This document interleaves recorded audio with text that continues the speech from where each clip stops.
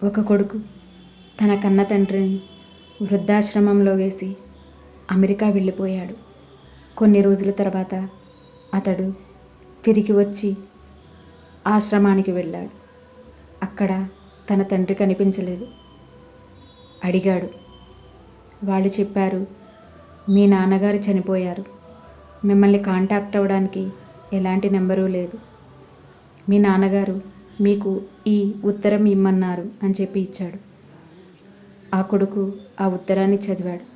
దానిలో ఇలా ఉంది: నాన్న, చిన్నప్పుడు మాకు పిల్లలు లేక నిన్ను ఒక ఆశ్రమం నుంచి తెచ్చి పెంచుకున్నాం. కానీ చివరికి నువ్వు నన్ను ఈ ఆశ్రమంలోనే వదిలి వెళ్ళిపోయావు. ఆ కొడుకు కళ్ళల్లో కన్నీళ్లు కారాయి. చాలా ఏడ్చాడు. కానీ అప్పటికే జరగాల్సిన నష్టం జరిగిపోయింది.